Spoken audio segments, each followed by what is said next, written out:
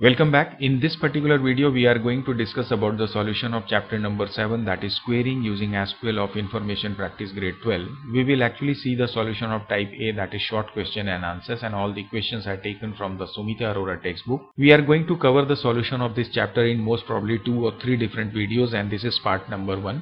नमस्ते students, welcome back to my YouTube channel tech tip now. चलिए सीखते हैं और सीखने के साथ साथ समझते भी हैं। But before that I would like to request you that please subscribe my channel if you haven't yet, and if you really like this video then don't forget to like and share it as well. So let's move to the question number 1 now. Now we all know that order by clause we basically use with the select statement to produce the result set either in ascending order or descending order. So in the sense we can say that order by clause का इस्तेमाल हम करते हैं किसी भी query की basis पे जो रिजल्ट सेट जनरेट हो उसे सॉर्ट करने के लिए, और ये सॉर्टिंग हम या तो सिंगल कॉलम की बेसिस पे भी कर सकते हैं या मल्टीपल कॉलम मीन्स एक से ज़्यादा कॉलम के आधार पे भी कर सकते हैं।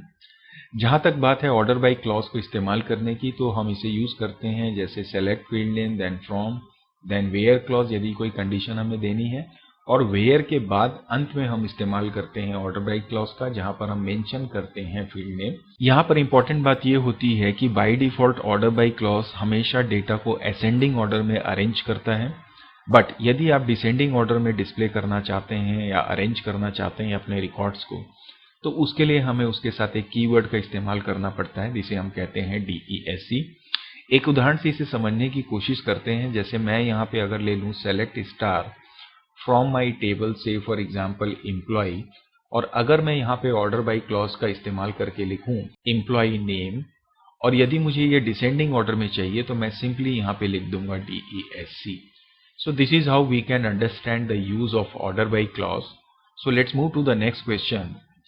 It is asking you that what is the default sort order of order by clause. So we all know that by default order by clause always sort records in ascending order. So default order is always your ascending. So let's move to the next question now. Write an example query that sorts on 3 columns. Now हमें एक यहाँ पे example देना है जहाँ पे हम एक query लिखें जिसमें कि हम order by clause का इस्तेमाल करें और जो डेटा की अरेंजमेंट होगी वो 3 कॉलम के आधार पे होनी चाहिए।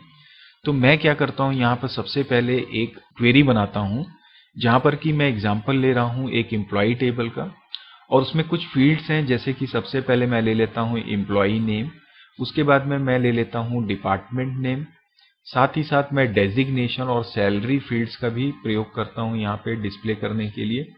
तो यहाँ पे अंत में मैं ले लेता हूँ सैलरी। इसके पश्चात मैं यहाँ पे लिखता हूँ फ्रॉम, मेरे टेबल का नाम है employ, so I can write it to employ. बात आ रही है ऑर्डर करना है हमें 3 कॉलम की बेसिस पे, तो सबसे पहले मैं ये निर्धारित करूंगा या डिसाइड करूंगा कि मेरा जो रिजल्ट सेट है वो सबसे पहले अरेंज होगा एम्प्लॉय नेम की बेसिस पे। So I will simply write this employ name. After that मैं अरेंज करना चाहूंगा अपने रिकॉर्ड को on the basis of department name, so मैं यहाँ पे लिख सकता हूँ DEPT नेम। बट मेरी कंडीशन ये है कि डिपार्टमेंट नेम की बेसिस पे जब अरेंजमेंट होगी तो वो डिसेंडिंग ऑर्डर में होनी चाहिए, तो मैं यहाँ पे लिखता हूँ DESC। एंड फाइनली अगर इन दोनों के बाद अगर हमें अरेंजमेंट करने की जरूरत पड़े या सॉर्टिंग करने की जरूरत पड़े तो मैं यहाँ पे फील्ड लूंगा सैलरी। चूंकि मैंने सैलरी के साथ कुछ भी कीवर्ड इस्तेमाल नहीं किया है इसलिए ये बाय डिफॉल्ट असेंडिंग ऑर्डर में ही डेटा को अरेंज करेगा। सो this is how you can understand किस तरह से हम 3 कॉलम या मल्टीपल कॉलम की बेसिस पे डेटा को या रिजल्ट सेट को सॉर्ट कर सकते हैं। So let's move to the next question now. Write a query that sorts the data of table student on the basis of project group in ascending order, section in descending order and marks in descending order. तो जैसा मैंने previous example में आपसे बताया कुछ उसी तरह से हम यहाँ पे भी सेलेक्ट स्टेटमेंट लेंगे। पहली मेरी फील्ड है प्रोजेक्ट ग्रुप, तो मैं यहाँ पे सबसे पहले फील्ड ले लेता हूँ प्रोजेक्ट ग्रुप। फिर उसके बाद सेकेंड जो मेरी फील्ड है दैट इज माई सेक्शन, सो मैं यहाँ पे ले लेता हूँ section. Next is my marks, तो मैं यहाँ पे ले लेता हूँ marks.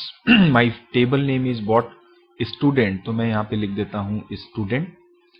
Now it is saying that हमें जो डेटा अरेंज करना है obviously I will use this order by clause जहाँ पे ये प्रोजेक्ट ग्रुप होगा सबसे पहले। सो मैं यहाँ पे लिखता हूँ प्रोजेक्ट डैश ग्रुप, देन यहाँ पे असेंडिंग की जरूरत नहीं है हमें, देन सेक्शन जिसको ये बोल रहा है कि ये डिसेंडिंग ऑर्डर में होना चाहिए, तो I will write it to descending. And obviously marks भी हमारे डिसेंडिंग ऑर्डर में होने चाहिए। आई मीन जब हम इसका इस्तेमाल करेंगे सॉर्टिंग के लिए तो so again I will write it to descending then put this semicolon. So this is how we can write query for this. यहाँ पे एक इंपॉर्टेंट बात मैं आपको बता दूं, instead of this you can also write select star so that student के सारे ही रिकॉर्ड्स एक्सट्रैक्ट हो जाएंगे। तो आप सेलेक्ट स्टार फ्रॉम स्टूडेंट करके भी इस पे वर्कआउट कर सकते हैं। So this is how we can get the answer of this particular question. Let's move to the next question. What is the difference between having and where clause? As you can see in your screen, where clause is basically used to implement row operations. It is very important to understand कि जो where clause होता है वो basically row operations को implement करता है और having clause जो होता है वो basically column operations को implement करता है। For example, जब आप लिखते हैं select star from, say for example table employee where employee number is greater than 10, so it means you are talking about कि जितने भी एम्प्लॉई नंबर्स जिनके की रोज जिनकी वैल्यूज जो है 10 से ज्यादा है तो वो उन सारी रोज को क्या करता है, एक्सट्रैक्ट करता है। लेकिन जब आप हैविंग क्लॉज लेते हैं तो वो mostly we take it with the group by clause. So if you write say for example select employee number and its salary then from my table employee and then we when you write say group by, और जब आप group by करते हैं employee number, इसका मतलब एक particular column की basis पे यहाँ पर जो सैलरी है इसे आप एवरेज कर दीजिए एग्रीगेट फंक्शन का इस्तेमाल करके। तो एम्प्लॉई नंबर की बेसिस पे इस सैलरी का एवरेज वैल्यू हमें मिल जाएगा एक समरी फॉर्म में। बट अगर आप यहाँ पे लिखते हैं having employee number equal to 3, so it means that एक पर्टिकुलर कॉलम के ही रिकॉर्ड को ये ग्रुप करके आपको दे रहा है। That's why we say that it is column operation.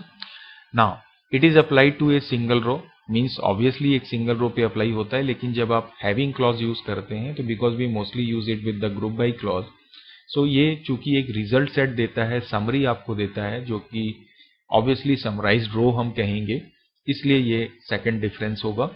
Third, हम कभी भी वेयर क्लॉज में किसी भी एग्रीगेट फंक्शन को चाहे एवरेज काउंट को इस्तेमाल नहीं कर सकते, लेकिन हम हैविंग में जैसे चाहे तो लिख सकते हैं having sum of rate is greater than 10. This is how you can write, although इस कंडीशन का या हैविंग क्लॉज का इस टेबल के साथ कोई सेंस नहीं बन रहा है, but for your understanding I am just telling you that you can use aggregate functions with having clause. And last is what where clause को केवल हम सेलेक्ट के साथ ही नहीं, हम अपडेट डिलीट सारे स्टेटमेंट्स के साथ इस्तेमाल कर सकते हैं, जबकि हैविंग क्लॉज जो होता है वो सिर्फ और सिर्फ सेलेक्ट के साथ ही हम इस्तेमाल कर। Move to the next question now, what is the use of group by clause. तो एज आई सेड कि बेसिकली एग्जिस्टिंग टेबल में से किसी पर्टिकुलर रिकॉर्ड की बेसिस पे या किसी पर्टिकुलर कॉलम की बेसिस पे हमें समरी जनरेट करनी है हमारे रिकॉर्ड्स की, उसके लिए हम ग्रुप बाय क्लॉज का इस्तेमाल करते हैं। And as it name employees, grouping करना। So the group by clause combines all those records that have identical value in a particular field. Say for example, जैसे कि मेरे पास एक ऑर्डर टेबल है जिसमें कि रोज मैं कई आइटम सप्लाई करता हूँ, बट मुझे एक पर्टिकुलर डेट में मुझे एंड ऑफ द डे ये फाइंड आउट करना है कि जितने भी आइटम्स हैं उनकी टोटल सप्लाई कितने क्वांटिटी में हुई है।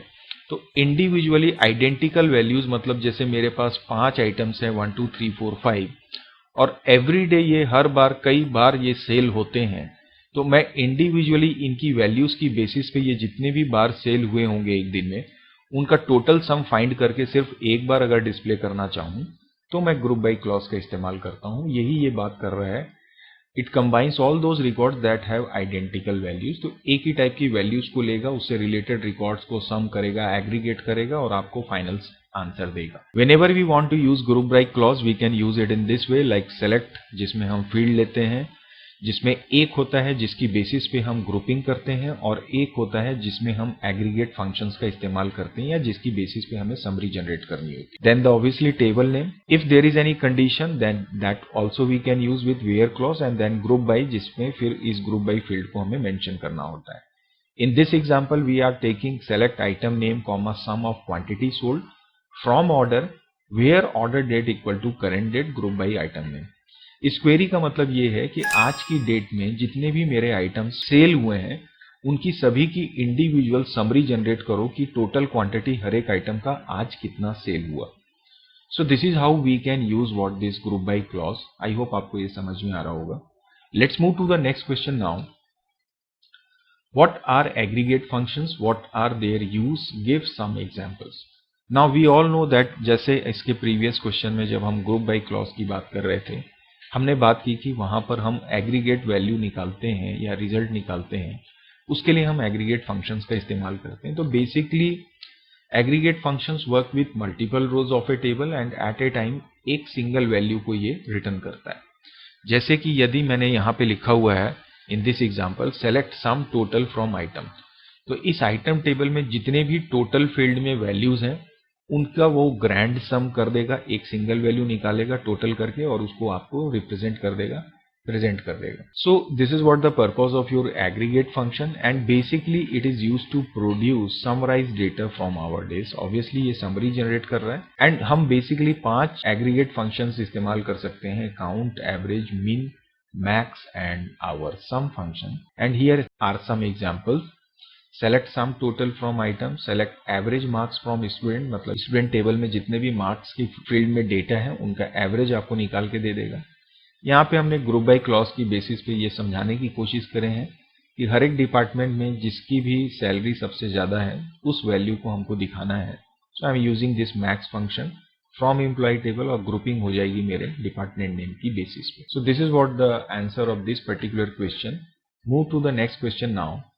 What type of function can you use in group by and having clause? So obviously हम यहाँ पे एग्रीगेट फंक्शन का ही इस्तेमाल करते हैं और इस एग्रीगेट फंक्शन को हम मल्टीपल रो फंक्शंस के नाम से भी जानते हैं या इसे ग्रुपिंग फंक्शन के नाम से भी हम जानते हैं। So this is how we can get the answers of all these type A questions of chapter number 7, that is querying using SQL. I hope आपको ये समझ में आ रहा होगा। So that's it for this session. मिलते हैं next session में obviously इसी चैप्टर के नेक्स्ट सॉल्यूशंस के साथ में। Till then keep practicing, keep learning and take care of yourself. Thank you for watching this video. Bye bye.